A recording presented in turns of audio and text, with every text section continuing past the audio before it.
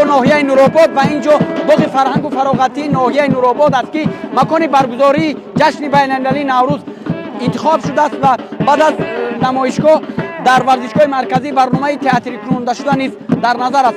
با مقصد آشنایی و اشتراک در تنتنه‌های نوروزی ساکنان ناحیه نورآباد گروه ایجادی تلویزیون جهان‌نما وارد این شهر شدیم. شهرک دربند، شهرک واقعا هم زیبا در قلب کوه و این حال با مقصدی بازدید از جریان چهاربینی‌های نوروزی ساکنان ناحیه وارد جشنگاه می‌شویم. ما را بیننده باشید.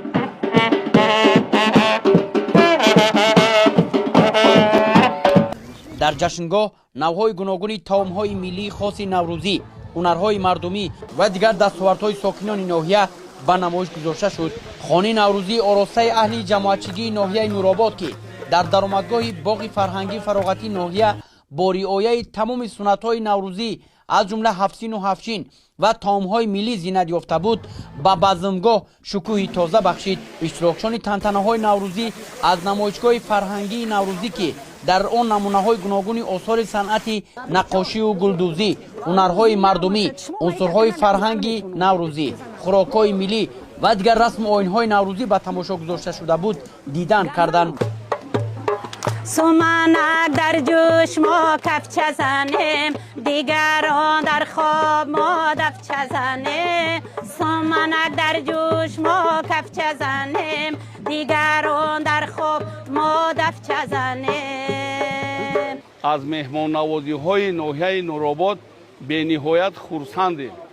از دسترخوانی که مردم نورآباد بخشیده به جشن نوروز آراسته است، ما مینداری خیش را با تمام مردم نورآباد، با تمام مهنتکشان مردم نورآباد، خصوصا با جوانان رسانیدنیم که چنین یک کاروان، چنین یک دسترخوان نوروزی بهری تمام مهمانان وطن عزیزمون تاجیکستان آراسته. نوروز افادگر فرهنگ، تاریخ و جهانبینی مردمان اوریان نژاد بوده.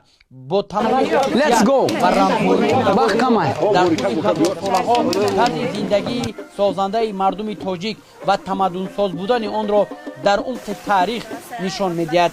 نوروز فرارسید سال نو، رمزی آغاز کارهای نو، احیای طبیعت است که در برگیرنده اخلاق حمیده و تنظیم کننده فعالیت من بعده انسان میباشد. در این ایام طبیعت از نو زنده میگردد، بعد از تاریکی ها روشنایی می آید، یا اینکه بعد از سردی های سخت زمستان گرمی فرح بخش بهاران شروع می شود. ساکنان را به مناسبت جشن بین المللی نوروز نماینده حکومت جمهوری تاجیکستان برابرت مقامات اجرایی حکومت دولتی ناحیه تبریک و تهنیت گفتند. 23 فوریه سال 2010 قطعنامه مخصوصی مجمع عمومی سازمان ملل متحد درباره روز بین المللی اعلان نمودن 21 مارس قبول گردید. در زمان صاحب استقلالی مملکت برای احیای دوباره رمزها و رسم و آیین‌های نیاگان شرایط مساعد فراهم آورده شد. میتوان گفت که مردمان اطراف ورارود آریایی‌های باستانی نیاگان نوروزند. واژه آریایی بودن خود اصطلاح نوروز شهادت از آن می‌دهد که تاجیکان در سرگه و سرآغاز فرهنگ و تاریخ تمدن بشری قرار داشتند. فلسفه یا خود حکمت نوروز پینداری نیک، گفتاری نیک و رفتاری نیک است.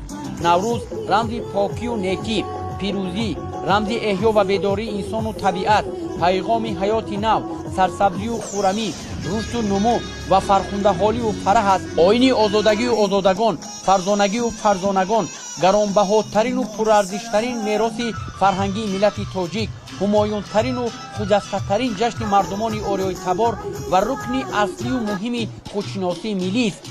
زیرا جوهر اصلی نوروز این انسان دوستی و تحملگرایی، همدیگر فهمی، وحدت و بهمایی، اصالت و رجوع کردن به اصل است. برنامه رنگین کنسرتی و تئاتری کننده شده اینچنین اشتراک سرانده های سرشناس کشور که سراپا بهار و نوروز را وصف می‌نمود تا درگاه ادامه یافت. با همین برنامه فرهنگی فراغتی ساکنان ناحیه نورآباد با یک زیبایی، با یک حشمت، با سرود و ترانه‌های مرغوب ترنم کننده بهار و نوروز که فراگیر از سرشار از این جشن اجدادی بود به انجام رسید. در واقع نوروز ساکنان ناحیه نورآباد نشان داد که آنها به این جشن اجدادی یک آمادگی جدی دیدند. در این روز همچنین در ورزشگاه مرکزی ناحیه مسابقه کلان گوشتین ملی با اشتراک پهلوانان از تاجیکستان و ازبکستان برگزار کرده شد. برای غالبان تحفه های ارزنده از جمله 3 اتومبیل سبکرو تقدیم گردید.